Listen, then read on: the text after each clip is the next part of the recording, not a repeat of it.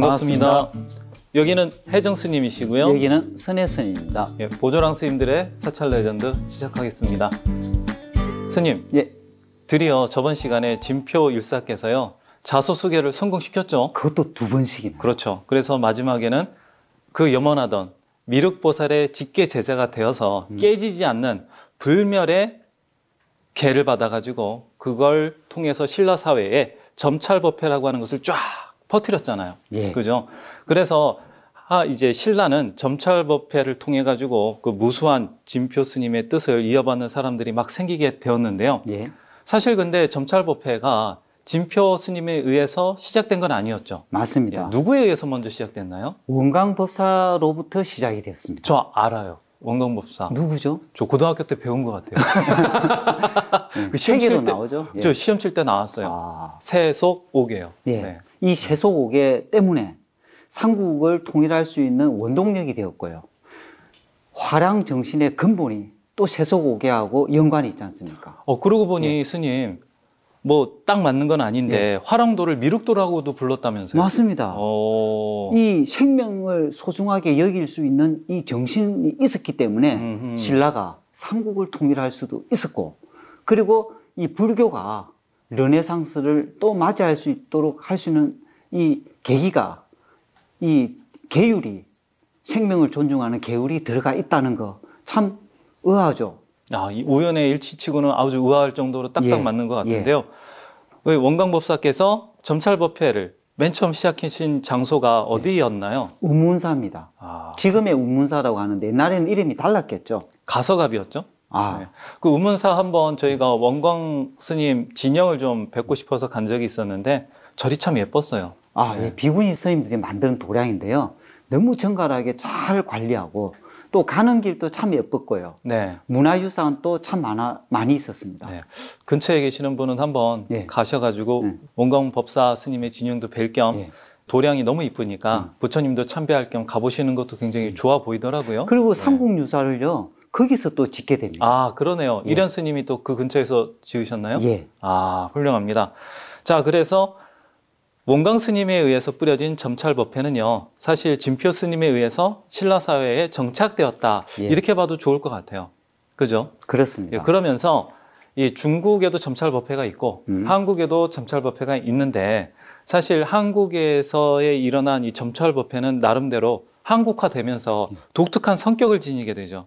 그게 바로 효사상과 극락왕생 발언, 이 두 가지의 사상이 점찰법회에 녹아 들어가게 되는데요. 이게 진표 스님하고도 또 연관이 좀 있는 것 같아요. 그죠? 진표 스님이 출가할 때 부모님의 적극적인, 아버님의 적극적인 이 도움을 받았습니다. 그렇죠. 특히 아버님께서 그렇게 아들의 출가를 응원해 주셨죠. 그래서 진표 스님은 이런 결심을 하게 됩니다. 내가 깨닫고 난 뒤에 아버님조차도 깨달음의 길에 갈 수 있도록 해야 되겠다. 그런 마음을 가지고 있었는지 이 진표 스님께서 이 깨닫고 난 뒤에 아버님을 모시고 함께 수행을 하고 아버님 돌아가시기까지 부모님하고 아버님하고 같이 수행하는 모습이 기록에 남아 있는 것을 보면요, 그 효가 진표 스님도 아버님에게 충분하게 이 효를 다했다, 이렇게 봐지네요. 이게 진표 스님만의 예는 아니죠. 부처님도요 그렇게 하셨죠. 그렇죠. 부처님도 그 어머니께서 7일 만에 돌아가셔서 얼굴도 잘 기억이 안 나실 텐데, 그 부처님의 그 안거 이야기를 좀 살펴보면 부처님이 또 어머니에게 효를 다하는 모습이 또 나와요. 어떻게 효를 다하셨죠? 부처님께서요, 이 어머님이 7일 만에 돌아가시자 또 어머님에 대한 그리움도 많이 있었을 것이고요. 또 어머님에게 이 부처님의 깨달음을 꼭 전해드려야 되겠다, 이런 마음도 있었는 것 같아요. 그래서 10번째 깨닫고 난 뒤 10번째 안거 때 부처님께서요 어머님을 위해서 하늘나라인 도리천까지 직접 가셔가지고 어머님을 위해서 설법을 해드립니다. 야, 어떻게 보면 공간과 시간을 초월해서 어머니를 위해 가지고 이제 그 깨달음의 세계를 펼쳐 보이신 건데요. 어머님이 아니라 그 부처님 당신의 아버지께도 또 효도를 다 하시죠. 어떤 방식으로 효도를? 아버님이 네. 이 살아 생전에 깨달음을 이룰 수 있도록 이 부처님께서 아버님을 가르침을 안내를 해드립니다. 그래서 끝내는 아버님도 깨달음을 얻으시고 돌아가시게 됩니다. 그리고 돌아가셨을 때 부처님께서 직접 아버님의 상여를 이렇게 매기도 하시고요. 예. 그걸 보면 부처님께서요, 사실 부모님에 대해서 지극한 효도를 다 했다, 이렇게 보여지는데 맞나요? 예, 네. 지극한 효도를 다했지만 효가 수행하고 따로 떨어져 있는 것이 아니고 부모님한테 효를 다하는 것 자체가 수행의 하나의 모습이었던 것 같아요. 그러네요. 예. 그걸 보면 진표 스님의 모습도 율사잖아요. 예. 특히 우리는 뭐 이제까지 고정된 관념으로는 출가하면 뭐 부모님하고 완전히 뭐 생이별이죠. 예. 생이별 돼가지고 뭐 완전히 인연이 끝났다, 이렇게 생각하기 쉬운데 부처님이 보이신 모습을 보면 정반대란 말이에요. 네. 그죠? 그럼 진표율사께서 하신 것도 진표율사만의 어떤 독특한 상황이나 개인적인 일탈적 행위가 아니라 부처님의 그 모습을 그대로 본받아서 하셨다, 이렇게 봐도 좋을 것 같네요. 맞습니다. 그래서 신라 시대에 이런 모습을 보이신 고승들이 굉장히 많으신데요. 예. 그래서 이런 모습을 칭하는 말도 생겼어요. 예. 바로 효선쌍미.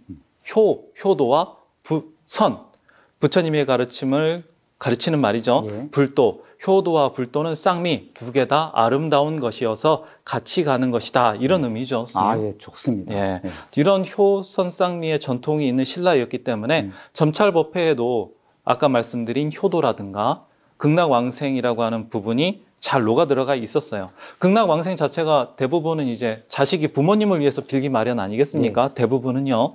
자, 그런 극락왕생의 염원이 가득 담겨져 있던 전찰법회가요, 진표 스님에 의해서 뿌리를 내린 뒤에 어떤 사건을 통해 가지고 스님께서 이야기하신 그런 인연의 결과물로 짠 하고 지금 나타났다, 그렇게 말씀하신 거죠. 네. 그것이 바로 김대성이가 지었던 석굴암과 불국사입니다.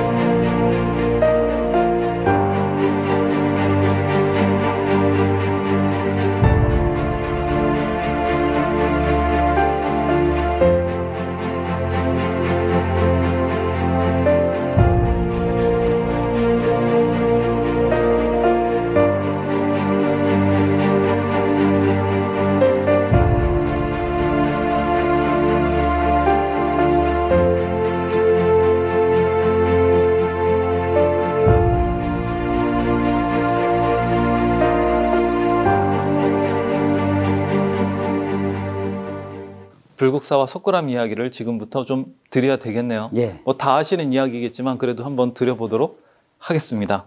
자, 김대성은 이름이 왜 김대성이었어요? 이 대성 아닙니까? 네. 보통 이 대성할 때 성자를 이룰 성자를 많이 씁니다. 네. 그런데 참 재미나게도 네. 김대성이는 성자를요, 네. 성자를 씁니다. 아, 이마가 성 같았다. 그렇죠. 아. 성같이 크고 네. 높고 네. 그런 뜻이죠. 그러니까 이름에다가 성을 붙인다는 것은 흔치 않는데, 아, 미남이었네요. 예. 보통 이렇게 아니, 이마가 넓으면 미남이잖아요. 예, 인물이 훤하다 할 때 많이 쓰죠. 저도 요즘 이마가 훤해진 것 예, 같아요. 그러니까 스님도 네. 이 신수가 훤하다. 그러니까 출가하기를 잘했다. 이렇게 표현할 수 있는 거죠. 예. 좀 이상하긴 한데, 예, 알겠습니다. 자, 그래서 이 김대성이가요, 사실은 출신이 진표 스님과 다르게 그다지 썩 좋지는 못했죠. 그 태어날 때 홀어머니하고 같이 살았는데요. 이 부잣집에 종살이를 하고 있었습니다. 예. 맞습니다. 저도 그렇게 들었어요. 이 종살이를 하고 있었는데 가만히 보니까 자기 신세가 좀 이상하지 않았겠어요, 스님? 그 부잣집은 아들이 있었는데 맨 놀러 다니고 예. 자기는 홀어머니하고 같이 맨날 일만 해야 되고 그랬을 거 아니에요. 그 당시에도요, 금수저와 흙수저가 선명했던 것 같아요. 그러면 김대성은 어떻게 보면 흙수저도 못하죠. 흙수저보다 못하면 뭔가요? 예? 재활용수저 이런. 그 표현이 네. 좀 좀 거시기한데 예, 예. 아주 안 좋긴 한데. 아주 안 좋은 신분을 타고났다. 아, 예. 그렇게 보면 되겠네요. 자, 그런데요. 당시에 신라에 흑륜사라고 하는 절이 있었어요, 스님. 이 흑륜사가 스님도 아시다시피 신라에 생긴 절 1호였잖아요. 예. 그러면 1호점은 아무래도 좀 의미가 각별하지 않겠습니까? 1호점은요. 네. 상징성이 크죠. 그렇죠. 예. 네. 이 1호점에 점찰법회를 했다는 것 자체만 해도 진표 스님의 이 점찰법회가 신라에 널리 퍼져 있었다. 이렇게도 볼 수 있겠네요. 그렇죠. 예. 이 흑륜사가 어느 정도의 지명도를 갖고 있었느냐 하면요. 당대 신라에는 10명의 성인을 딱 선정을 해가지고 그 10명의 스님을, 10명의 성인을, 성스러운 분들, 성자들을 모시기로 했는데 그 모시기로 한 절이 바로 이 흑륜사죠. 예. 그러니까 흑륜사가 얼마나 중요한 위치에 있었는지 알 수 있겠네요, 스님, 신라에. 얼마나 그 절이 중요했으면요. 네. 법흥왕이라고 네. 왕조차로 출가한 사찰이기도 합니다. 야, 이런 흑륜사에서 네. 아무 법회나 막 하지는 않았을 거 아닙니까? 그렇죠. 스님 말씀하신 것처럼 점찰법회가 하도 유명하고 또 이게 그 점찰법회를 안 하면 안 될 정도의 그 뭐라고 불러야 돼요? 위세? 그 지명도? 어떤 그런 위치를 점하고 있다 보니까 이 흑륜사에서도 점찰법회를 하게 됐고요. 근데 점찰법회를 하려면 점찰법회를 열 수 있는 돈이 있어야 되잖아요. 큰 행사를 하면 재원이 필요하죠. 그렇죠, 그렇죠. 예. 그 재원을 걷기 위해서 첨계라고 하는 스님이 보시를 다녔답니다. 네, 그래 보시를 다녔는데 아무래도 지방보다는 수도 쪽을 다니는 게 아무래도 더 예. 짭짤하죠. 짭짤한 게 아니고 네. 가성비가 좋다. 아, 가성비가 이렇게 얘기하죠. 가성비구나. 예, 예. 예, 알겠습니다. 그래서 와가지고 보시를 다니는데 제일 먼저 가는 것은 부잣집 먼저 가겠죠. 아무래도 가난한 데보다는요. 아니, 큰 돈을 모으는 그렇죠, 것이 그렇죠. 좀 빠르죠. 그렇죠. 예. 그래서 부잣집을 딱 갔더니 그 부잣집 마나님이 좀 통 크게 보시를 딱 하셨나 봐요. 예. 스님, 아무래도 받은 게 있으면 말이 좀 덕담이 자연스럽게 예, 예, 막 그냥 맞습니다. 나가잖아요. 예, 예. 너무나 자연스럽게 나가지 않습니까? 그래서 첨계 스님께서 덕담을 아주 잘해 주셨나 봐요. 그 덕담 중에 이런 말도 있었나 봐요. 아, 보살님 그 참 훌륭하게 보시를 잘해 주셨습니다. 보시를 이렇게 잘해 주시면 하나를 보시하면 만배를 얻게 됩니다. 이렇게 덕담을 그냥 푸짐하게 해주셨나 봐요. 와, 리얼하게 했네요. 그죠? 네. 하나가 10,000배가 된다.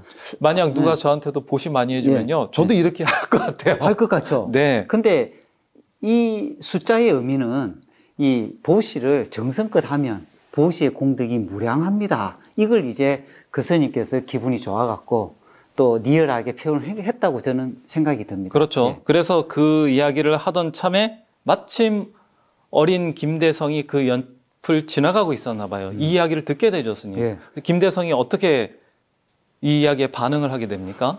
가만히 들어보니까요. 네. 자기 신세가 이 지경이 됐던 원인을 찾았던 거예요. 아, 이제까지는 예. 뭐 여기저기 동네 아저씨한테 물어보고 다녀도 대답을 못 해줬을 거 아닙니까? 예. 아저씨, 저는 왜 이렇게 힘들게 사나요? 그러면, 야, 이 꼬놈이 새끼가 다 자기 팔자니하고, 그러고 사는 거야? 이렇게 그런 말이나 들었을 텐데요. 답을 여기서 얻었다 생각한 거군요. 전생에 쌓았던 공덕이 부족해서 지금의 내가 가난하게 살구나. 그런데 부자들은 전생에도 이 보시를 많이 해서 공덕을 많이 쌓았는데 지금도 저렇게 많은 공덕을 쌓는 거 보니까 미래도 저렇게 풍족하게 살 것은 분명한데 나는 전생에도 공덕을 쌓은 것도 없고 지금도 공덕 쌓을 것이 없다 보니까 이렇게 공공하게 살 수밖에 없구나. 그렇다면 내가 이번 생에 결심을 해야 되겠다. 어떻게 되든지 간에 나도 보시를 해서 다음 생을 기약을 해야 되겠다. 이런 생각을 한 거죠. 예. 그래서 어떻게 합니까? 그래서 어머니한테 가서 어머니, 우리가 앞으로 잘 살 수 있는 방법을 찾았습니다. 보시합시다. 하나밖에 없는 이 밭이 있는데 주식 사는 게 아니라 그 당시에는요. 네.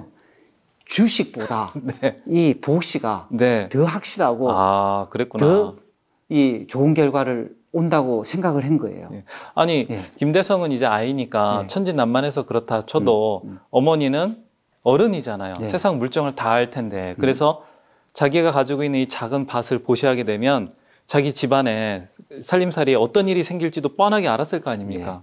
엄마의 입장에서는요, 가슴이 굉장히 아팠을 겁니다.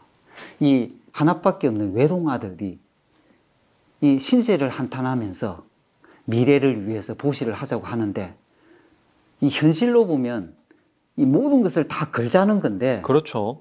굉장히 어렵지만, 그래도 하나밖에 없는 아들이 미래를 위해서 이렇게 희망을 거는 모습이 너무나도 자랑스럽고, 또 한편으로는 그 길을 꺾어주고 싶지 않는 부모님의 간절한 마음이 숨어 있어서 예? 보시를 하자고 결정합니다. 그 자기 아들의 희망과 꿈을 이제 꺾기 싫었던 거군요. 차라리 이 아이의 희망을 꺾느니 밭을 보셔야겠다. 그런 마음이었던 것 같아요. 그러면 이제 밭을 딱 보시겠네요, 스님. 야, 그러면 첨계스님은 그날, 아니, 첨계스님 맞나요? 맞군요. 첨계스님은 그날 보시를 아주 제대로 받고 가셨네요. 그렇죠. 뭐 부잣집 마님한테도 받고 어린애한테도 받고 막 그래가지고요. 그래서 이제 흥륜사는 이제 굉장히 좋은 일이 벌어졌는데 이제 김대성이 집에는 난리가 벌어집니다. 왜요? 발복했을 거 아닙니까? 에이, 발복했으면 난리가 아니죠. 그러면요? 조금 있다가 김대성이가 갑자기 죽게 됩니다. 그럼 동네방네 소문이 무지하게 돌았겠는데요? 흥륜사도 난리가 났죠. 아니, 그랬을 거 아닙니까? 아이고, 옆집 갑돌이 아버지 세상에, 저기 김대성이라고 하는 아이가 어머니하고 같이 살고 있었는데, 세상에 복 받겠다고 그 밭대기를 이렇게 보시했는데 세상에 복음 받기는커녕 김대성이가 덕호덕 죽었다지 뭐요. 그러면서 그래가지고 요즘 그 흥륜사에도 이 일 때문에 사람들이 하도 묻고 다니니까 스님들이 세상에 얼굴을 안 비친디야. 절이 그냥 무주 공산일이야. 이랬을 거 아닙니까? 그렇죠. 이 사건을 해결하지 못한다면 큰일이 나는 거죠. 그렇죠. 자, 김대성이 이렇게 죽고 나자 그 어머니는 난리가 났겠네요, 사실. 하나밖에 없는 외아들이 죽었는데 이제 희망이 없죠. 그렇죠. 아이고, 이거 복덕이 아니라 거꾸로 된 거 아닐까요? 그런데 저는 이런 생각을 해봅니다. 어머니도 인과에 대해서 나름대로 믿는 게 있었다고 봅니다. 아들은 죽었지만 그래도 아들은 좋은 데 태어날 것이고 또 좋은 일이 있을 것이다. 이렇게 생각을 했을 겁니다. 맞습니다. 그래서 이제 어떻게 됩니까? 김대성이는 죽었지만요. 그 신라의 이 재상인 김문양의 집에 또 하나의 사건이 일어납니다. 어떤 사건이요? 죽은 날 밤에 하늘에서 소리가 들립니다. 어떤 소리가요? 모량 위에 있는 대성이가 너희 집에 태어날 것이다 이런 소리를 하늘에서 치는 걸 듣고 깜짝 놀라서 사람을 시켜갖고 모량 위에 확인 작업을 거치게 됩니다. 그 주인 어른이 이제 그 하인을 보냈겠네요.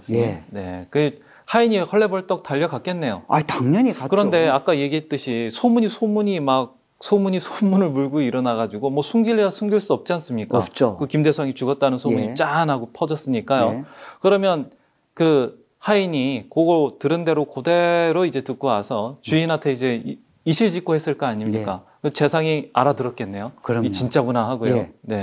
그래서 우리 집안에 무슨 일이 일어나겠구나 이런 생각을 하게 되었죠. 그로부터 조금 있다가 집안에 경사가 일어납니다. 어떤 경사가 일어납니까? 집안에 애가 태어나게 되는 겁니다. 사실 참 있을 수 없는 일이 일어난 거죠. 그렇죠, 그렇죠. 그래서 이 하늘에서 이렇게 이 소리가 질렀던 것이 사실이구나 그렇게 생각하고 이제 기다려 보니까 애가 태어났는데 애가 태어날 때 주먹을 딱 쥐고 태어난 거예요. 그래서 이 주먹을 딱 펴보니까 이 주먹 안에는 금으로 된 이 간자를 가지고 태어났는데 이 간자에다가 대성이라고 글이 적혀 있었답니다. 그 간자는 저거잖아요, 스님. 점찰법회에서 쓰는 수행 도구잖아요. 맞습니다. 그러면 김대성이가 확실하네요. 야, 이게 이제 사실은 발복이 없었던 게 아니라 이때 발복이 현실화된 거네요. 어마어마한 발복이죠. 왜냐하면 신라 사회는 신분 사회라 복이 너무 크면 아무리 큰 복이라도 너무 밑에 신분이면 그 복을 다 받을 수가 없기 때문에 예. 아예 하늘이 그 복을 받을 수 있는 신분으로 윤회하게끔 해준 거네요, 예. 스님. 새로 태어나게 만들었는데 처음에는 이 종집에서 태어났는데 이제는 재상집의 아들로 태어난 거죠. 자, 그래서 몸을 바꿔주는 이런 복도는 처음 들어봐요, 저는. 그렇죠. 네. 그래서 재상 아들이 되었으니 이제 그 김대성이나 그 김대성의 어머니나 당장 이제 복을 받게 되었겠네요. 김대성의 어머니는요, 네. 바로 모셔가지고 함께 살았다고 합니다. 아, 그런데 스님, 이 김대성이 이제 윤회를 통해서 몸을 이제 인간의 몸을 아주 바꿔버리는 그런 아주 희유한 예. 그런 사건을 통해서 엄청난 복을 받기는 했는데요. 이 수행한 사람은 아니라 그 부처님 법에 대해서도 모를 것이고 모르죠. 그 윤회에 대해서도 사실은 부모님이 그렇다고 하니까 그런 줄 알지 예. 믿지는 않았을 수도 있잖아요. 예. 네. 그래서 김대성이 어린 시절에는요, 네. 이 금수저로서 충분하게 누릴 거 누리가면서 재미나게, 그리고 어떻게 보면 멋진 어린 시절을 보내게 됩니다. 아, 이제 전생은 이제 기억이 안 나니까 예. 수행자가 아니니까 전생을 기억할 수가 없잖아요. 예. 그래서 이제 재상가 집의 이제 아들로서 재미나게 산 거네요. 네. 네. 그 당시에 최고의 이 놀이가 사냥이었습니다. 예. 그래서 김대성이는 이 사냥을 하러 갔는데 네. 이 큰 것을 하나 잡아갖고 자랑을 해야 되겠다 생각을 그렇죠. 하고 네. 토암산에 가서 네. 곰 사냥을 하러 갑니다. 아, 왜 하필 또 곰을 잡으러 가가지고 이 곰이 이마가 넓었나? 아니 네. 그 자꾸 스님께서 곰 얘기하니까 자꾸 네. 저 의아해하시는데 네. 그런 곰 아니고 네. 예? 실제 곰입니다. 곰. 아. 예. 음. 곰을 사냥을 하러 가서 곰을 잡습니다. 네. 그래서 곰을 잡아가지고 너무 신이 나고 또 자랑도 하고 그래서 이 사람들에게 이 대접도 하고 그래서 그날은 너무 신이 났는지 네. 피곤해서 이 방을 하나 구해갖고 일찍 잠을 자게 되었는데 아니 그 피곤할 만도 하네요. 곰은 맹수잖아요. 네. 그 맹수를 잡으면 내가 곰 잡았다 그리고 자랑도 하고 그랬을 거 아니겠어요? 네. 그리고 마을에 내려와서는 뭐 잔치도 했을 것 같은데요. 네. 예, 그래서 재상아들 아닙니까? 그렇지, 그렇지. 그래서 폭 떨어졌겠군요. 예. 그래서 깊은 잠을 자는데 꿈에 잡았던 곰이 귀신이 돼서 나타나서 너가 나를 잡았으니 이제는 내가 너를 잡아먹겠다 하면서 김대성이를 잡아먹으려고 확 덮치는 꿈을 꿉니다. 아, 잡아먹히나요? 아니, 당연히 잡아먹히기 직전에 김대성이 얼마나 놀라면요. 원래요, 사람들이 위기를 딱 닥치면요, 살고 싶은 욕망이 일어나지 않습니까? 그렇죠. 살려주십시오, 살려주십시오. 한 번만 살려주신다면 제가 뭐든지 하겠습니다. 그리고 다시는 이렇게 이 살생하지 않고 생명을 죽이지 않고 착하게 살겠습니다. 한 번만 살려주십시오. 두 손, 두 발, 눈물, 콧물 다 흘려가면서 빌었던 거예요. 그럼 곰이 뭐 아리따운 암곰을 데려와라 뭐 그러지는 않았나요? 아니죠. 그러면요. 곰은 이미 죽었지 않습니까? 그렇죠. 그렇지만 이 곰도 또 좋은 인연으로 이 죽으면 또 그것도 공덕이 돼서 또 다음에 이 좋게 윤회할 수 있는 가능성이 높으니까 곰도 그런 역할을 했는 것 같아요. 그래서 곰이 나를 위해서 절을 하나 지주면 그리고 나의 명복을 빌어달라. 그러면 내가 없었던 걸로 하겠다. 이렇게 제안을 합니다. 아, 그걸 받아들이나요? 당연히 제안을 받아들이지 않으면 잡아먹겠다는데 스님은요. 아니 그런 제안을 요구할 때 어때요? 난 돈으로 어떻게 좀 생명이 중요해요, 돈이 중요해요? 생명이요. 지금 당장 죽는데. 그렇지, 생명이요. 원하는 대로 다 들어줄 거예요. 제 재상집 아들이거든요. 원하는 대로 한번 불러보십시오 할 텐데 곰은 그러지 않고요. 나를 위해서 절을 하나 지달라. 어떻게 보면 곰도요. 참 괜찮은 곰이죠. 그렇죠. 빼도 박도 못하게 할 수도 있는데 그 곰 입장에서는 기왕에 죽은 거 최고의 것을 받아내겠다 이거잖아요. 그렇죠. 그래서 김대성이가 그때서 눈을 뜹니다. 생명을 통한 자각이 일어나게 됩니다. 예. 어디서 많이 들어보지 않았습니까? 아니, 잠에서 깼겠네요, 일단은. 잠에서 깼죠. 네. 그리고 나 살았다. 네. 어이구, 나 죽는 줄 알았네. 근데 정말로 살았네. 그러면서 진짜로 이제 그 절을 지으려고 생각을 했겠네요, 스님. 맞습니다.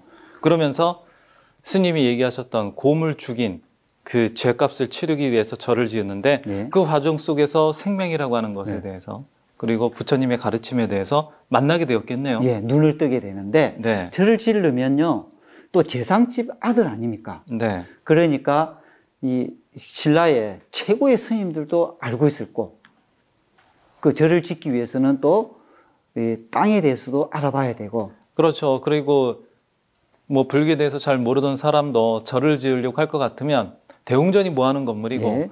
대웅전에 계시는 부처님은 어떤 분이고 또 절을 지으려면 스님도 모셔야 되니까 네. 스님이랑 만나서 아이고 스님 절 지으려고요. 그럼 절을 왜 짓는데요? 그러면 곰을 잡아서요. 그랬을 거 아닙니까 스님? 그럼 자연스럽게 부처님의 가르침을 들을 수밖에 없고요. 이게 바로 어떻게 보면 부처님과 인연을 맺게 해준 점찰법회의 두 번째 공덕의 물결이라고 봐도 맞습니다. 좋지 않을까요? 인과도 들었을 거 아닙니까? 네, 그렇죠, 그렇죠. 예. 그래서 이 두 번째에 또 큰 발복이 일어나게 되는 거죠. 그러니까 부모님이 해줬던 윤회 얘기는 뭐 옛날 얘기거니 예, 하고 예. 지나갔다가 자기가 실제로 이 곰을 잡고 나서 그 귀신을 만난 뒤에는 아 윤회가 그냥 하는 말이 아니었구나. 부처님의 말씀이 그냥 뭐 재미난 옛날 이야기가 아니라 실제로 나의 삶 속에 등장하는 진실이었구나. 예. 이걸 이제 깨닫게 된 거군요. 예. 그러면서 이 김대성은 불교의 믿음을 이제 지니게 됐겠네요. 예. 아, 이제 불교가 네. 어떤 것인지,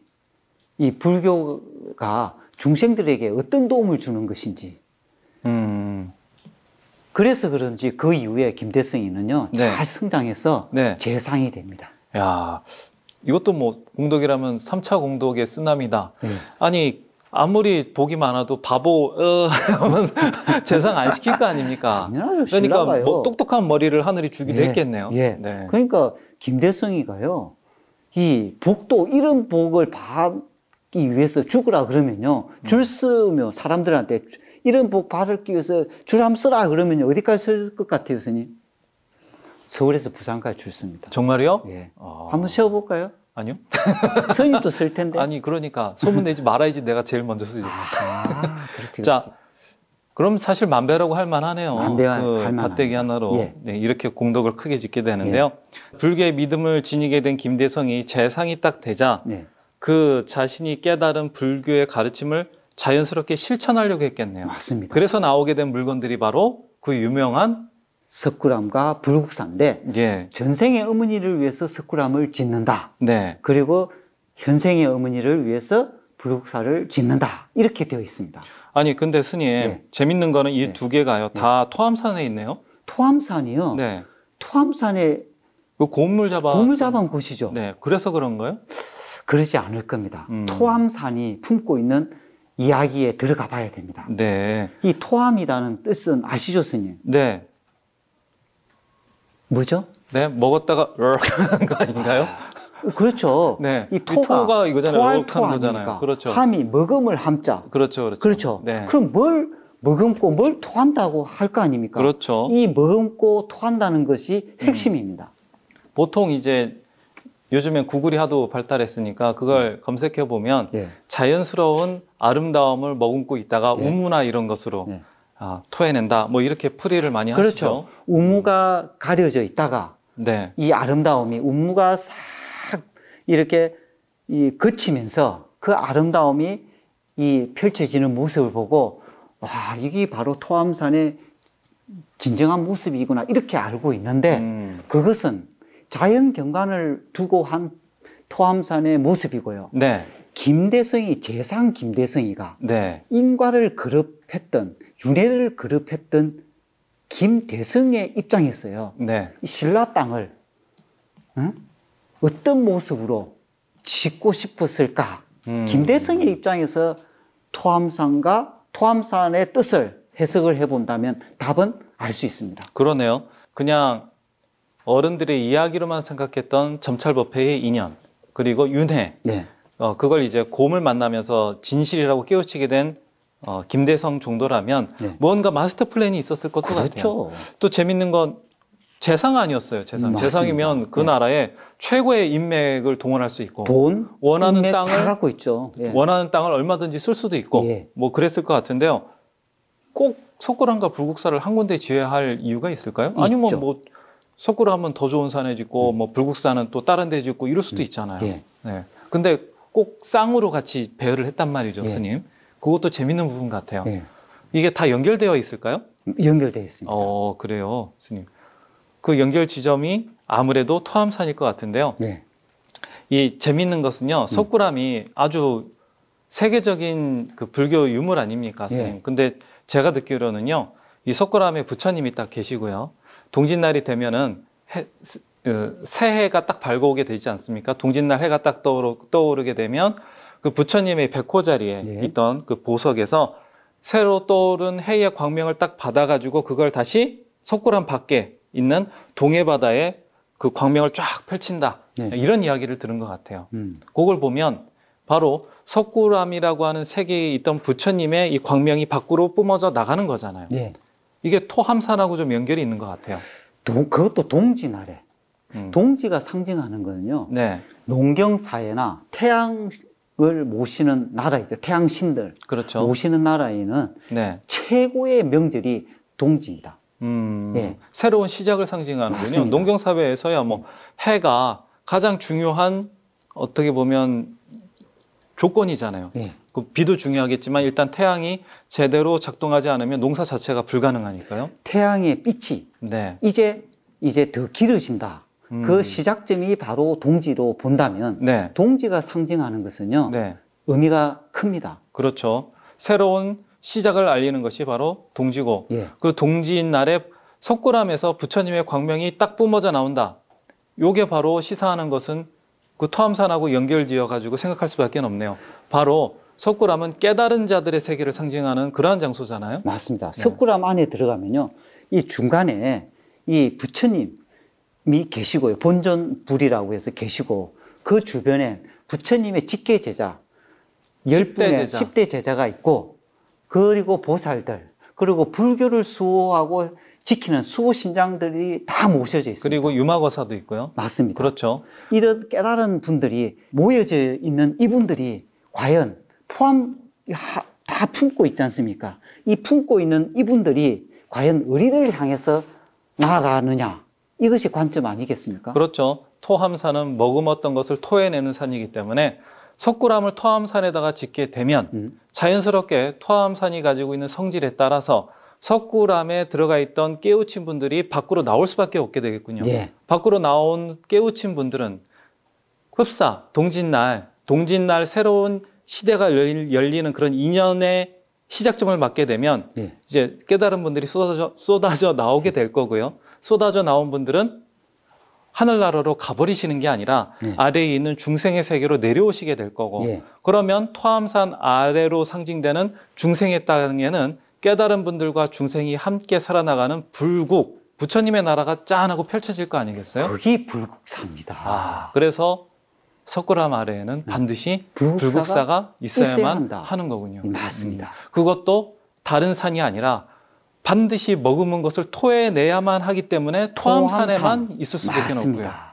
그래서 토함산은요, 김대성이가 꿈꾸고 싶은 신라 땅에다가 이 불국토를 이루고 싶은 김대성이의 서원과 꿈이 숨어져 있고 그것이 반드시 신라에서 펼쳐질 수 있는 그런 희망의 메시지를 담고 있다고 생각합니다. 그러네요, 스님. 김대성은요, 자기가 부처님의 가르침을 실제 겪은 사람이잖아요. 맞습니다. 자기가 그렇게 가장 종의 입장에서 재상의 신분이 되었듯이 네. 이 신라인들 모두가 자기처럼 그렇게 큰 복을 받아서 네. 부처님의 세계에서 살았으면 좋겠다라고 하는 것을 이 안에 가득 집어넣은 거겠네요. 네. 야, 근데 김대성이 그래서 죽기 전까지도 그 석굴암과 불국사의 일을 중단하지 못하고 계속 진행해 나갔던 거군요. 김대성이가 살아생전에 석굴암과 불국사가 완성이 되지 못한 채 죽습니다. 그렇지만 완성되지 못했던 석굴암 불국사는요, 국가에 의해서 작업이 계속되고 완성이 됩니다. 네. 이게 국가의 통치에 도움이 되었다라고도 볼 수도 있지만 사실 김대성의 그러한 꿈을요, 당대의 신라 사람들이 모두 다 공감했던 거 아닐까요? 그래서 했죠. 재상이 자기가 가지고 있는 모든 인맥과 재력을 동원할 정도의 일을 계속 추진해 나가기 위해서는요, 그 자리를 대신하기에는 사실 왕실 말고 다른 힘은 없다고 봐도 좋잖아요. 예. 그런 걸 보면 김대성을 그 자리로 밀어 올리게 만든 점찰법회의 인연이 대단하다고 좀 느껴지기도 해요, 스님. 네. 그 점찰법회가 네. 인과와 윤회를 이해하지 못하면 점찰법회를 이해할 수가 없습니다. 아, 그러네요, 스님. 그럼 진표 스님의 서원과 그 간절한 마음이 서려 있는 점찰법회가 김대성에게 이르게 되고요.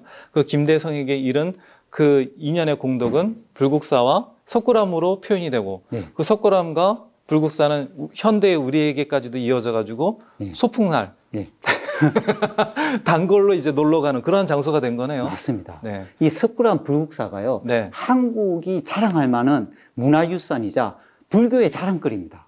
그런데 이제는 그걸 뛰어넘어서 세계의 문화유산이자 세계의 자랑거리입니다. 아, 세계에서 돌봐줘야 되는 그런 장소가 되었군요. 그 문화유산에 이런 정신을 이해하고 이런 정신을 우리가 잘 활용을 할 수 있다면 이 문화유산이야말로 전 세계가 보고 배워야 될 최고의 정신적인 가치라고 생각합니다. 아, 스님 말씀 듣고 보니까 정말 그런 것 같습니다. 우리는 아무것도 모르고 거기에 갈 수도 있어요. 그죠, 스님? 아니, 불교를 안 믿는 분들도 많으니까요. 그렇지만 거기에 가게 된 분들은 사실 아무런 조건도, 아무런 이유도, 그런 것도 없이 그 진표 스님과 김대성이 원했던 그런 행복의 씨앗을 하나씩 하나씩 받고 오신 거나 다름없지 않겠어요? 맞습니다. 예.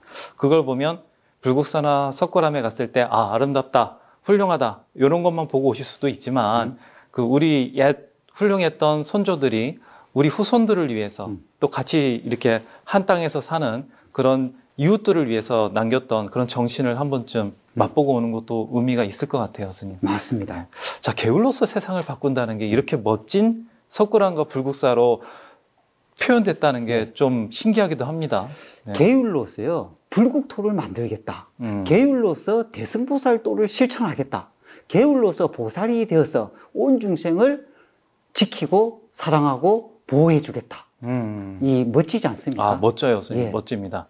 아, 훌륭한데요. 그 정신이 바로 석굴암의 불국사에 남아서 오늘날 우리에게 전해주고 있다는 것만 생각해도 가슴이 좀 뜨겁지 않습니까? 뜨거워지네요. 그럼 언젠가는 그 토암산이 사라지지 않는 한 언젠가는 불보살님들이 세상에 쏟아져 나올 거고요.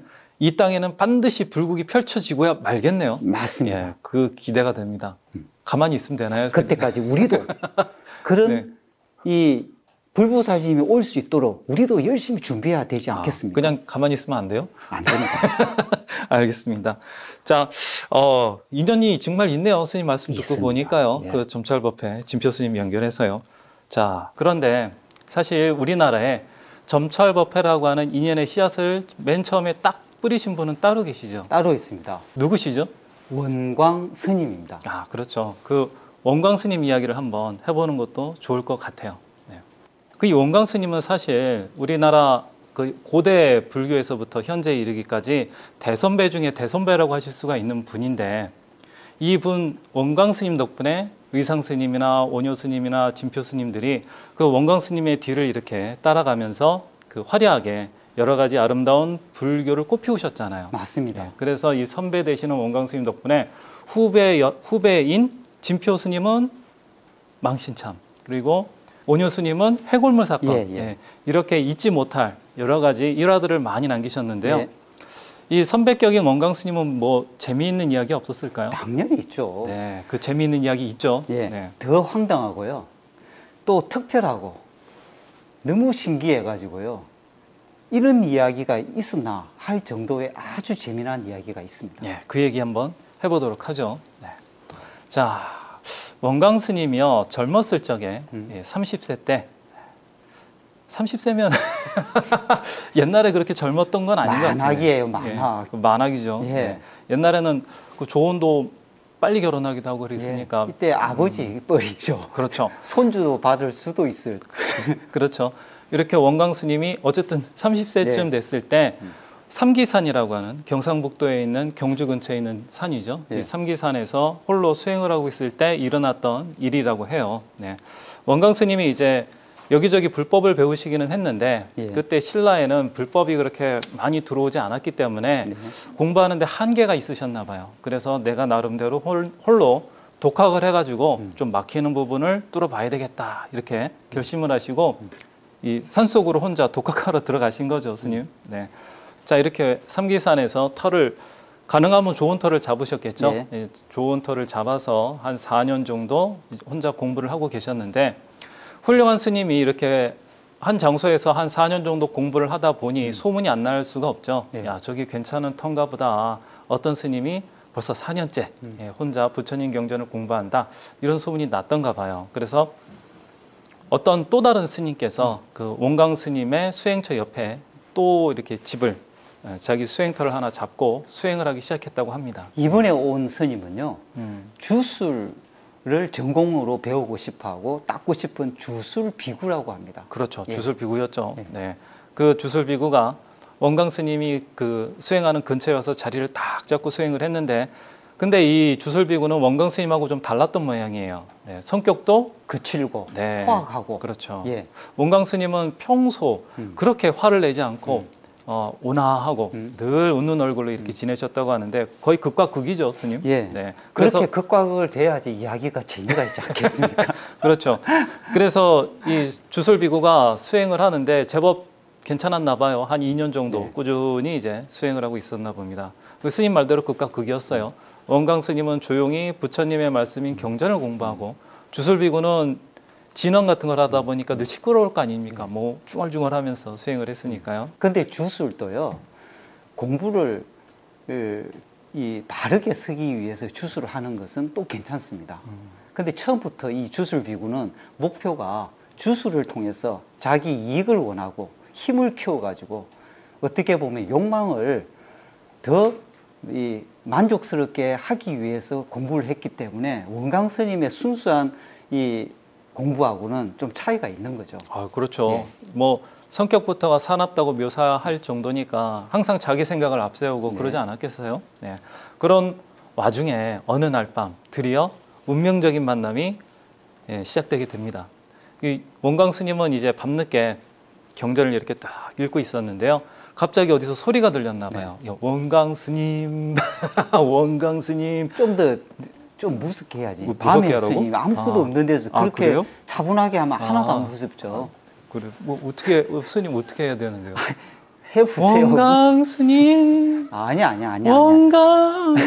이번에는요, 네. 여우신이 등장하잖아요. 아, 예. 여우가 이 원광 스님한테 아니, 하듯이 내가 해야지. 돼지 소리는 잘 내는데 내가 여우 소리는 못 내봤어요. 원광. 하여튼 이렇게 불렀대요. 예, 네, 예. 불렀는데 여우신인 걸 딱 알아차린 원광 스님이 네. 대답을 하셨나 봐요. 아니, 여우신 아니요, 뭐 이렇게 대답을 하셨겠죠. 그러니까 여우신이 느닷없이 원광 스님 칭찬을 막 합니다. 네, 그러면서 뭐라고 칭찬을 하느냐? 아, 훌륭합니다, 훌륭합니다. 내가 오랫동안 살았지만 정말 수행을 바르게 하는 그런 수행자는 처음으로 드물었는데 그대를 보니 정말 수행을 바르게 하고 있습니다. 아, 정말 훌륭합니다. 이렇게 칭찬을 막 하다가 갑자기 고개를 한 45도쯤 되겠죠. 45도쯤 딱 돌리더니 그런데 저쪽에 있는 주술비구는 시끄럽기만 하고 주술을 곧잘 닦지만 소득도 없으면서 야, 다른 이의 마음만 어지럽히고 있습니다. 이렇게 얘기를 하는 거예요.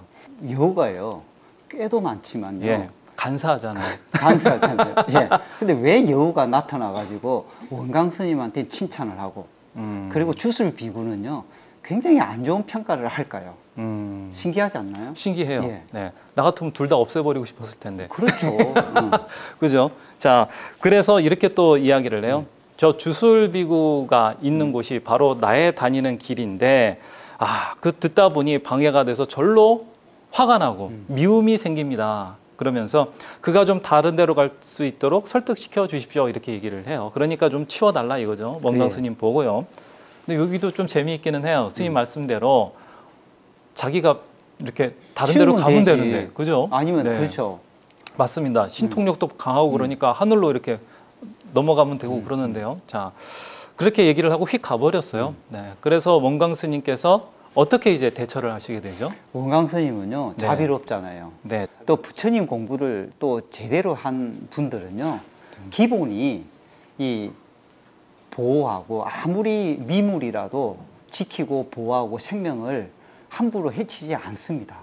맞습니다. 예, 네. 그래서 원광 스님은 혹시라도 이 주술 비구가 이 다칠까 싶어가지고 아주 좋게 이 권유를 하죠. 여우신이 왔는데 그 비구한테 가서 예, 주술 예. 비구한테 가서요. 예, 네. 이 다른 데로 좀 옮겨줬으면 좋겠습니다. 여기서 계속 있으면 여우신이 이 주술 비구의 이 해침을 할 것 같으니 장소를 옮겨서 수행하는 것이 어떻겠습니까? 이렇게 권했을 겁니다. 좋은 말로. 그 주술 비구가 뭐라고 그럴지는 안 봐도 뻔할 것 같아요, 스님. 당연하죠. 맨입으로? 맨입으로 이랬을 거 아닐까요? 아니 네. 다른 데로 옮기라고 아니 그러니까. 뭐 부탁을 하러 왔으면 뭐 과자라도 들고 오든지.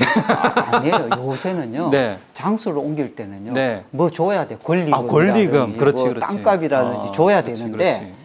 아무것도 안 주고 아니 말만 그렇지. 하니까. 주술비구가 보니까 원광법사 네. 스님이 순진하기 짝이 없어가지고 예, 예. 그죠? 와가지고 그냥 부탁만 하니 그 안 들어줬겠네요. 당연하죠. 네. 자. 그리고 이 주술 비구가 한 2년 동안 수행을 하다 보니 힘이 좀 생긴 거예요. 아 그렇겠네요. 원래 주술을 열심히 하면요 힘이 생깁니다. 또 욕심이- 두려움도 없어지고. 욕심이 많을수록 예. 자기 이익이 걸리면 걸릴수록 아주 열심히 하게 되어 있잖아요. 당연하죠. 수행의 성장이 바로 나의 이익하고 직결되어 있지 않습니까? 그렇죠. 예. 그럴수록 열심히 한다라. 그래서 주술 비구가 이런 얘기를 합니다. 아니 수행을 하는 사람이 마귀에 현혹되냐? 어? 이 법사께서는 어떻게 여우 귀신 따위에 신 따위에 막 얘기에 걱정을 하느냐? 나는 예?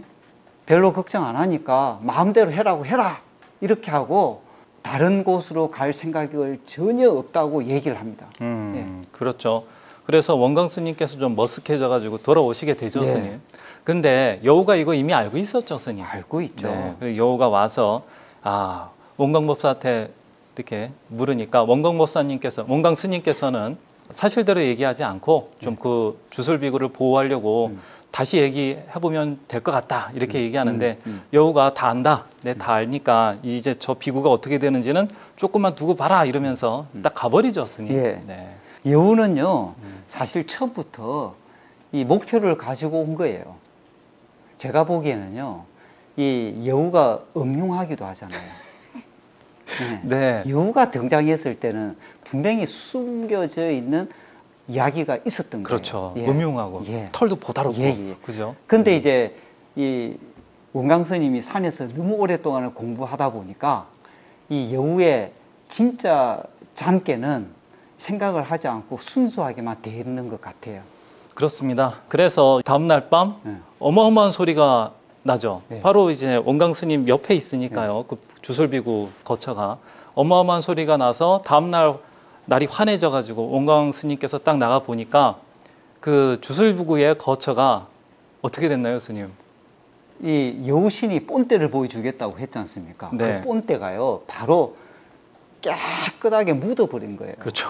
네, 산사태를 일으켜가지고 그 주술비구가 찍소리 못하게 그냥 땅으로 덮어버려갖고 그렇죠. 깨끗하게 정리해버린 거예요. 주술비구뿐만 아니라 네. 아예 주술비구가 머물고 있던 거처까지도 네. 아예 싹 없애버리죠, 네. 스님. 예.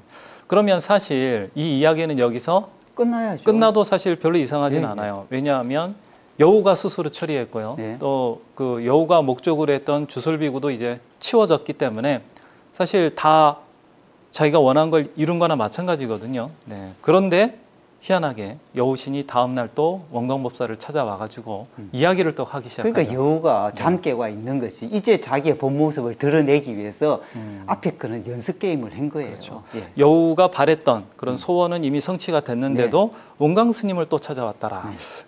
그렇다면 아직 여우가 원했던 어떤 소원은 남아 있다는 얘기거든요. 그렇죠. 예, 그래서 여우가 그 원광법사한테 이렇게 얘기하죠. 자, 법사께서 내 힘을 보니까 어떻습니까? 이렇게 묻습니다. 그러니까 원광 스님이 뭐라고 하시나요? 이 여우신이 능력이 놀랍고 그리고 두렵습니다. 그렇죠. 이제 여우를 인정한 거죠. 예, 예. 이 대목은요. 최소한 여우가 가진 힘에 대해서 나는 믿을 수밖에 없다. 예. 이 얘기를 하게 된 거죠. 그러면서 여우가 느닷없이 자기 자신의 능력에 대해서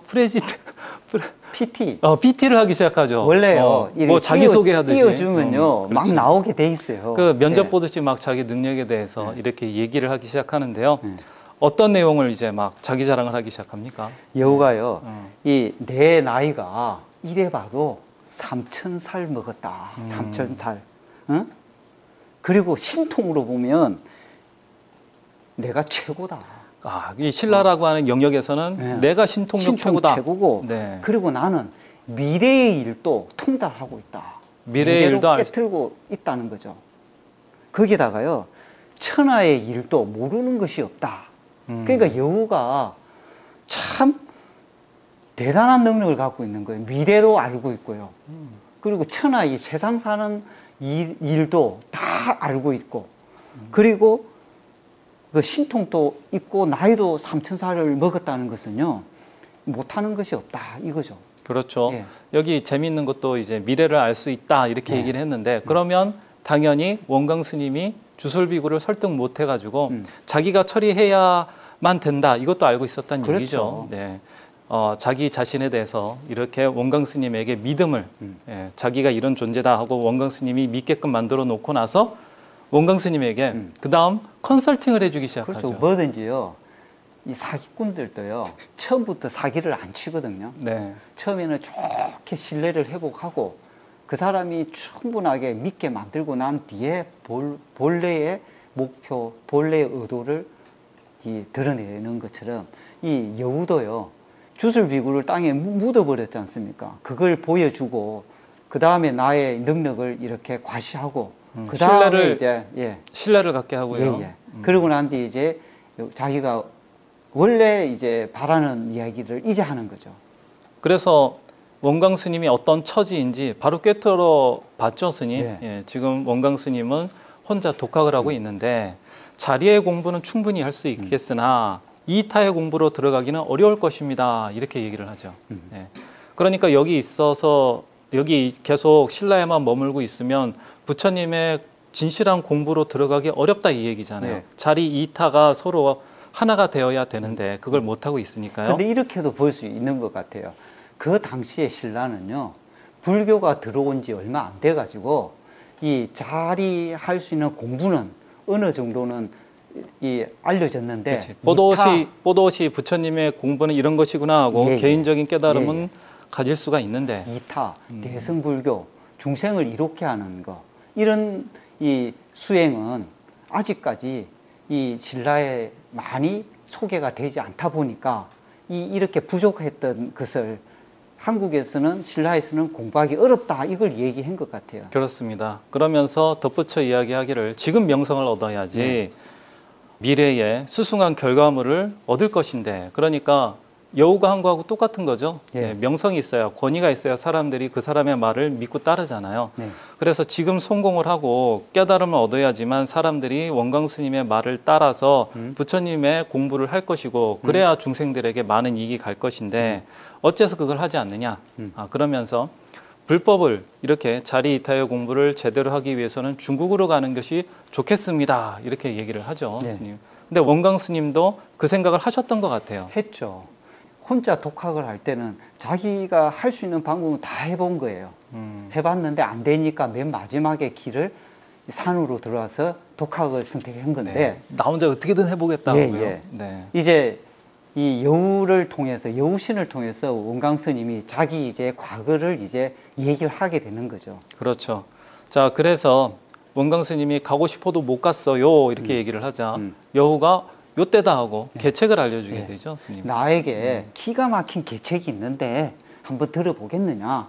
원광 스님한테 이 계책 얘기를 합니다. 그 계책이 어떤 건지 한번 얘기 좀 해주세요.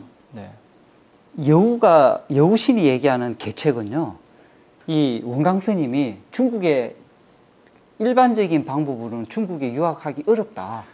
그렇죠. 그때만 해도요, 불교를 배우는 승려가 중국으로 유학을 가는 경우는 별로 없었잖아요. 예. 그런데 이거는 있었죠.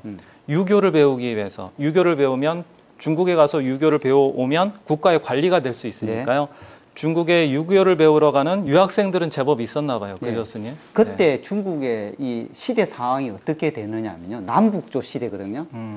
이 통일되지 않고 나라가 굉장히 많은 걸로 나누어져 있었고 불교 또한 이 탄압을 받는 시대였어요. 그래서 굉장히 복잡한 시대라 보니까 이 성녀가 유학 가기는 만만하지 않았던 거예요. 그런데 유교를 공부하기 위해서 유학을 가는 거는요.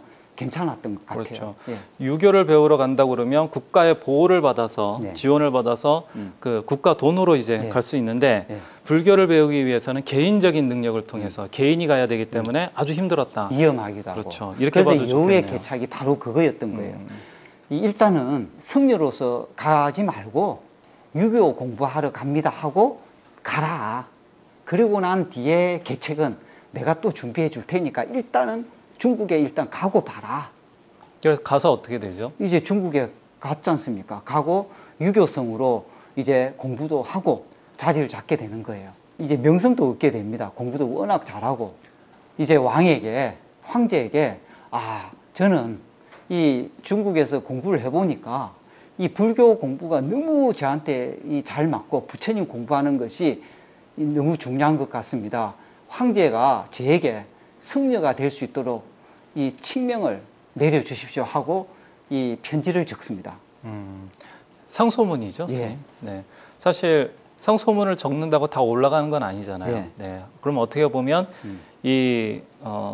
이때 유학을 공부하러 간 유학생이 올린 상소문이 중국 황제에게까지 올라갈 수 있도록 어떤 배려를 여우가 해줬다. 여우가 세상 이대로 능통하라 했거든요. 네. 그러니까 황제 주변에 여우가 뭐 뇌물을 썼든지 사람을 어떻게 했든지 간에 이미 준비를 다 해놓은 거예요. 그러니까 너는 편지만 올려라 황제에게. 상소문, 편지는 연애 편지도 아니고 자꾸 편지라고 올리면 네. 이제 이 황제가 볼 수 있도록 주변에서 이렇게 해줄 것이다. 그런 거는 내가 다 준비할 테니까 걱정하지 마라 이렇게 한 겁니다. 그렇죠. 그렇게 했을 것 같죠, 예. 스님. 어차피 재미난 전설 이야기이고요. 그 현실을 반영하는 이야기 속에서 원광 스님께서 실제로 그렇게 유교를 배우다 불교로 이렇게 바꾸시게 되거든요. 네. 네, 그래서 공부를 하게 됩니다, 스님으로서. 그 황제가 이 칙명으로요, 이 원광 스님을 성녀가 될 수 있도록 해줍니다.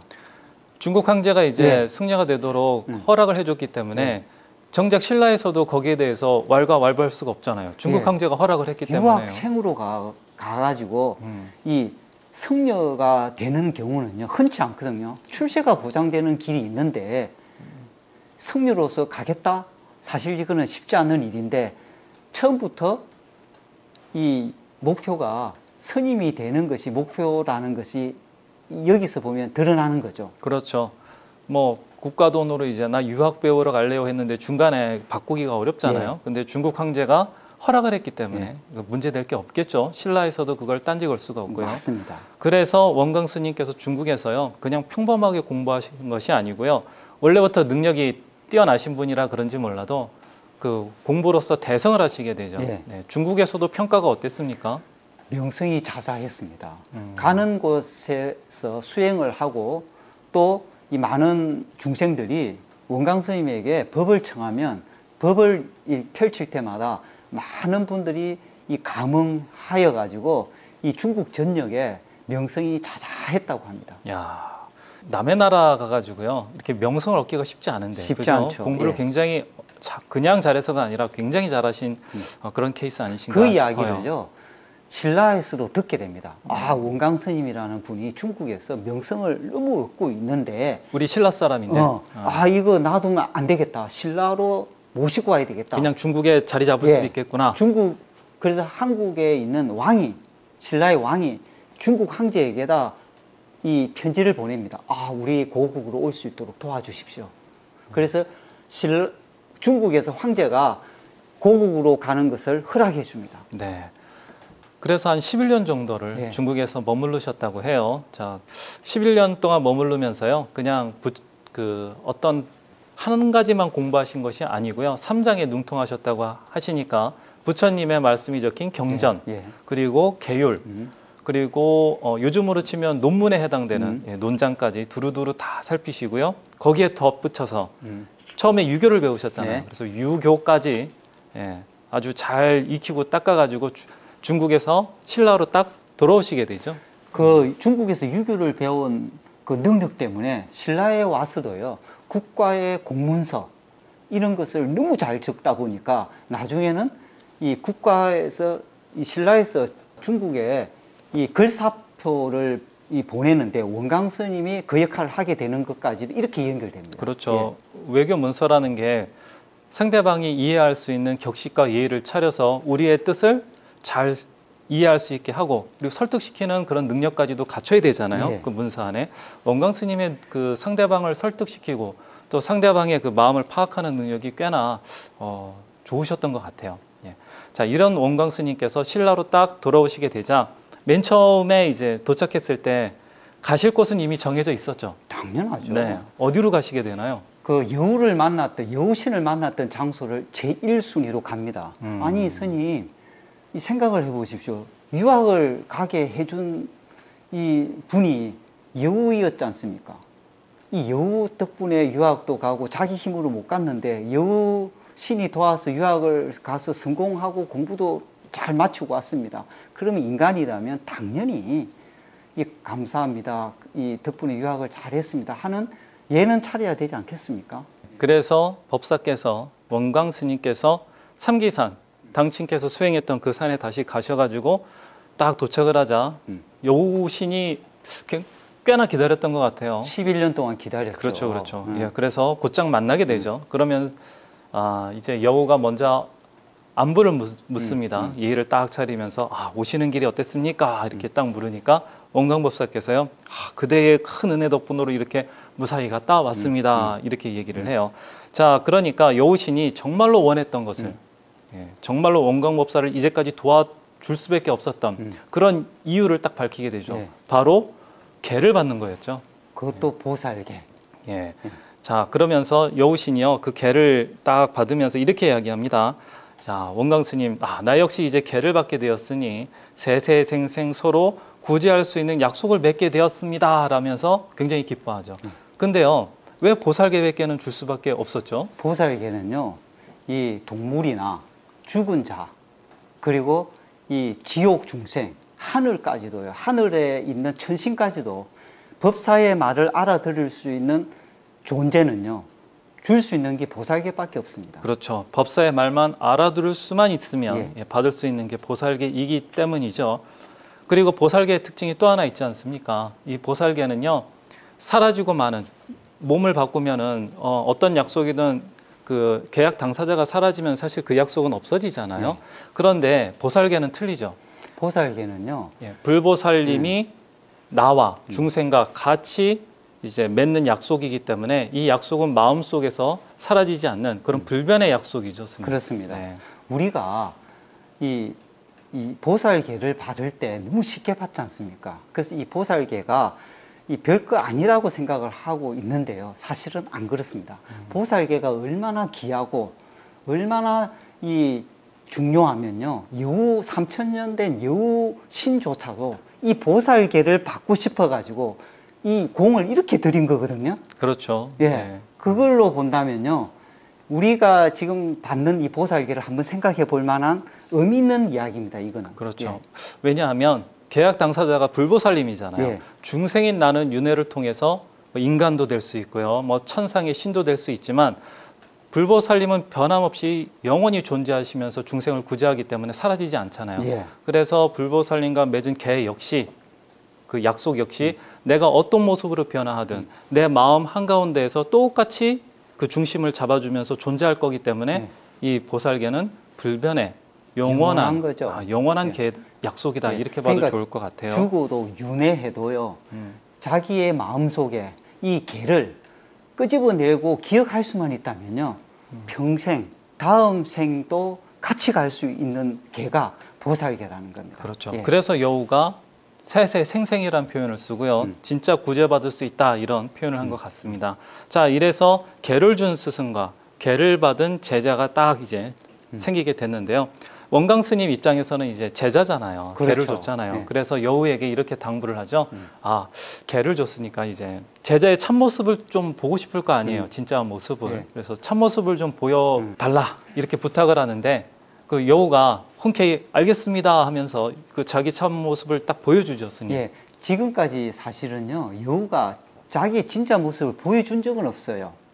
이 음성으로, 소리로서 여우 신의 모습으로 이렇게 등장을 하고 신통으로 보여줬지만 자기의 모습을 직접 보여주진 않았는데 이제는 네. 이제 이 원강 스님을 믿었는지 아, 나의 진짜 모습을 한번 보여주겠다고 흔쾌히 오케이 하고 내일 이 동쪽에 네.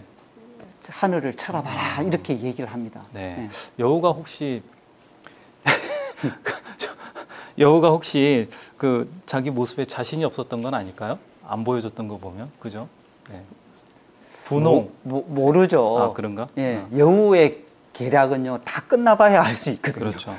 결론적으로 얘기하자면 여우는요 네. 자기의 진짜 모습을 두 가지 형태로 보여주게 되죠. 네. 예, 이 부분이 아주 재미있는 부분이에요. 자, 가자 처음에 딱 원강 스님이 아, 이 여우 이제 제자가 된 내 이 여우신의 모습은 어떨까 하고 궁금해서 막 가가지고 짠 하고 봤더니 여우는커녕 네. 아니 여우를 상상했을 거 아닙니까? 네, 여우시니까 네. 뭐 분홍색 여우든 알록달록 여우든 뭐 비만 여우든 뭐 홀쭉이 여우든 그런 여우를 상상했을 것인데 정작 가보자 여우는 온데간데 없고 뭐가 있었죠?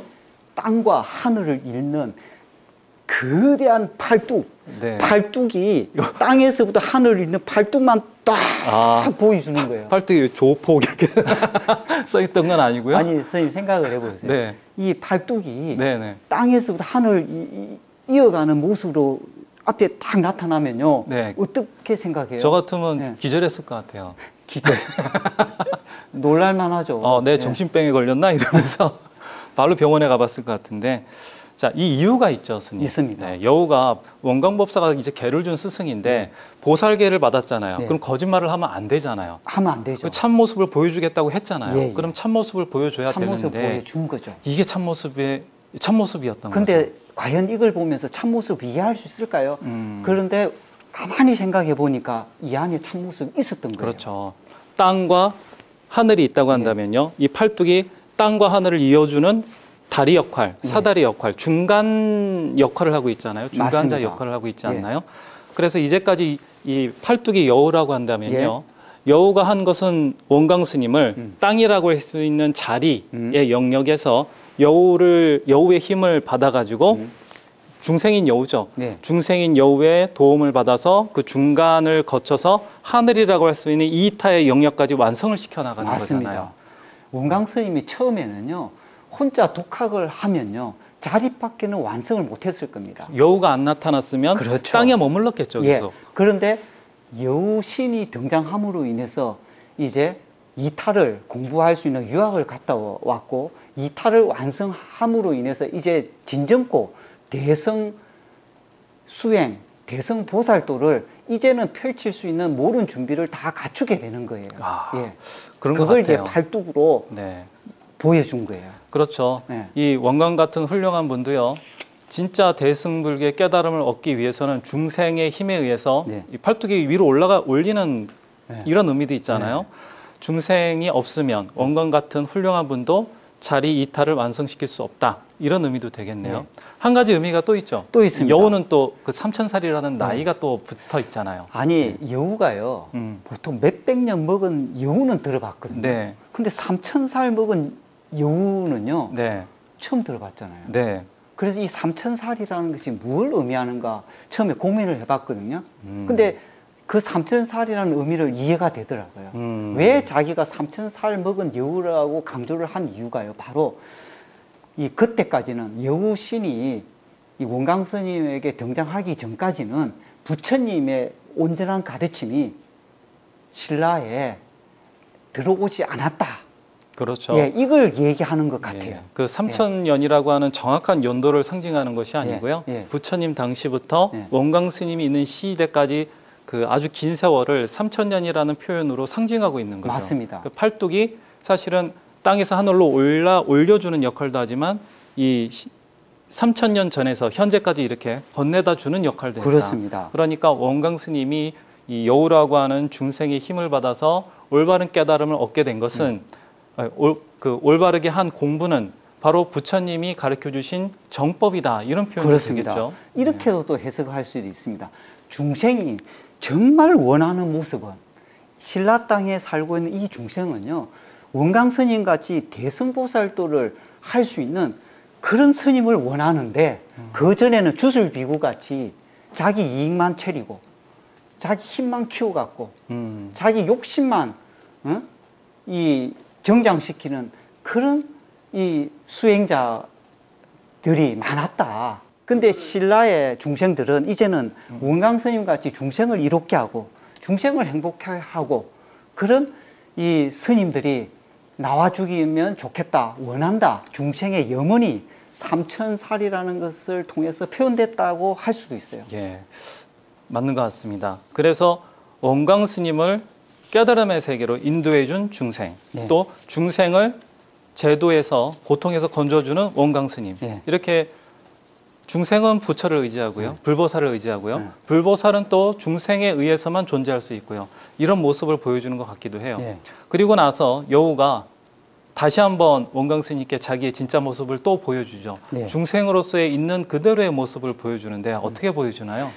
제가요 이 부분 보면서 깜짝 놀랐는데요. 네. 이 여우가 이제 죽을 때가 되는 거예요. 여우신이.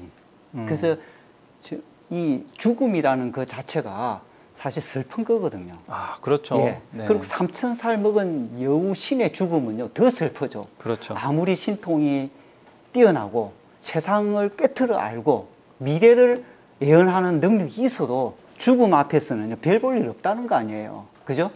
근데 이 별 볼 일 없는 이런 여우신의 모습을 보여주겠다는 거예요. 무상함을 보여주겠다는 거거든요. 그렇죠. 예. 그래서 원광 스님이 가서 딱 기다리고 있었더니 여우가 그 고갯길에 딱 쓰러져 있는 거죠. 예. 네. 근데 여우가 무슨 색깔일 것 같아요? 저요? 예. 아까 얘기했던 분홍빛. 보통 분홍빛이시죠. 네. 전설의 고향 보면 분홍빛? 여우 색깔이 네. 어떤 색깔로 나와요? 불여우. 불여우. 네. 불여우는 집에 있는 여우신이고. 아니에요. 집지 마라 네. 신들이 있잖아요. 이거 아니에요. 스님 큰일 나요. 그래요?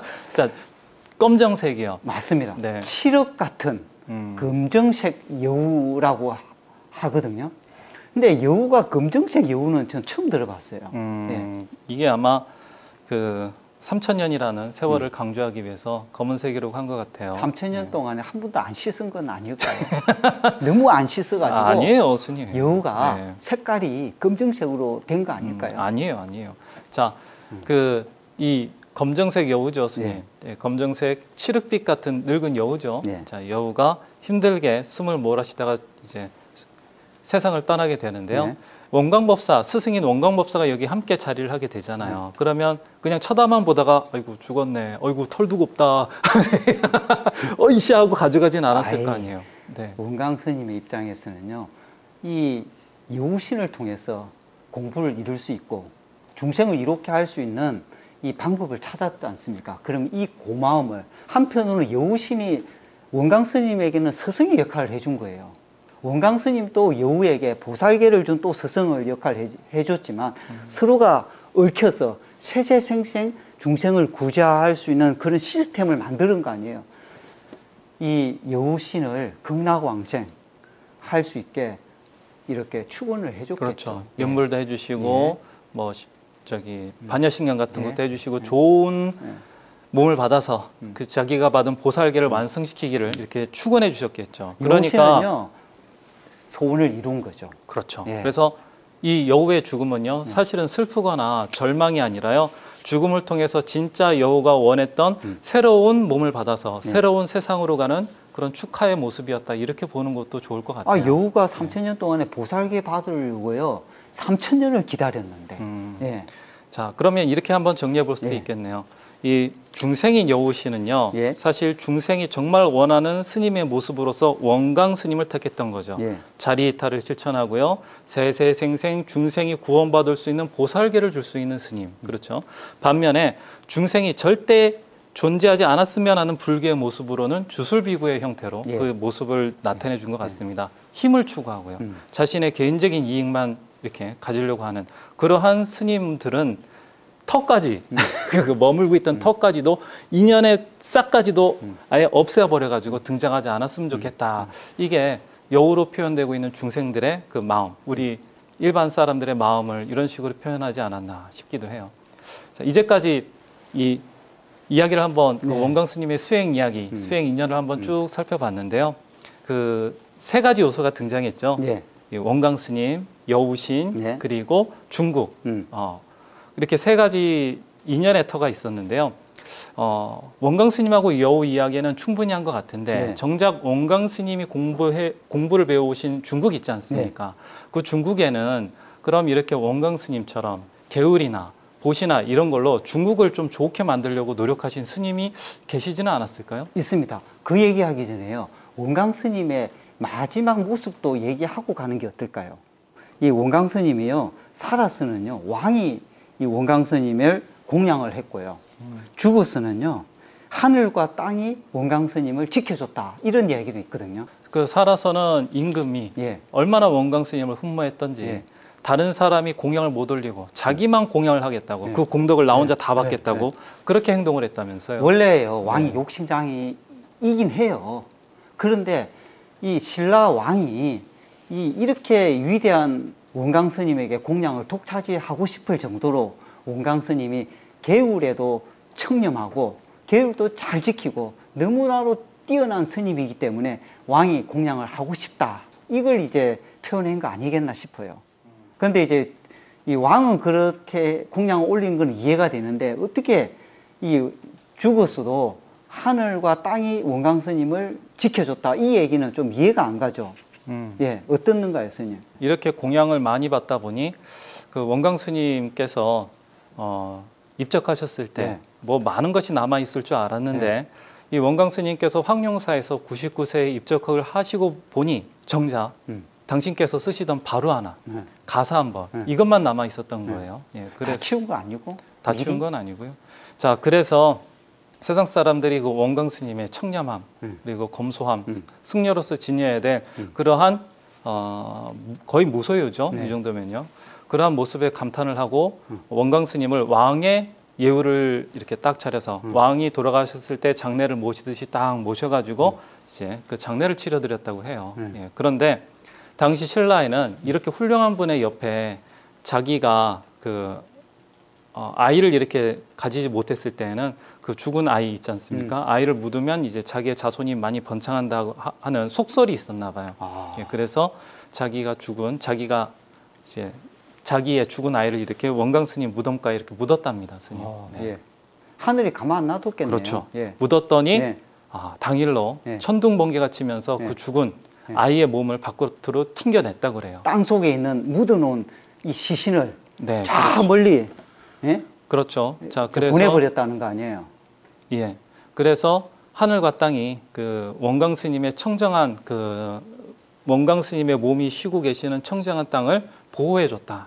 이렇게도 볼 수 있을 것 같아요. 그러니까 살아서는 왕이 모시고요, 죽어서는 하늘과 땅이 원강 스님을 보호했다. 이렇게 볼 수도 있겠죠, 스님. 원강 스님이 네. 정말 어떤 스님인가 이제 이해가 되네요, 확실하게. 예. 네. 자, 이렇게 원강 스님께서요, 그 신라에 어마어마한 족적을 남기신 거죠. 예, 예. 살아서는 왕이 이렇게 보호해 주시고 입적하신 뒤에는 하늘과 땅이 이렇게 보호를 해 주셨는데요. 이런 원강 스님이셨기 때문에 그 원강 스님의 그 행적을 따라서 그 뒤에 의상 스님, 원효 스님, 뭐 진표 스님 그리고 김대성까지 이르기를 많은 훌륭한 대승보살의 길을 걸으신 분들이 이렇게 등장한 것 같은데요. 이런 훌륭한 원강 스님이 이 깨달음을 이루게 된 그런 인연, 여우와 원강 스님과 중국이라고 하는 세 가지의 인연이 있었지 않습니까? 맞습니다. 우리가 이제까지 원강 스님과 그 여우 이야기는 충분히 한 것 같은데 그 중국 이야기는 좀 안 한 것 같아요. 예. 그 정작 원광 스님이 공부를 배워오신 중국에는요, 원광 스님처럼 이 계율이라든가 혹은 보시라든가 이런 걸 지렛대 삼아서 중국을 좀 더 행복하고 살기 좋은 곳으로 이렇게 만들려고 하셨던 그런 분이 계시진 않았나요? 있습니다. 아, 있나요? 예, 직접 볼 수도 있습니다. 그래요? 예. 예, 그분이 어떤 분인지는 그럼 다음 시간에 예, 그님하셨습니다. 고생하셨습니다.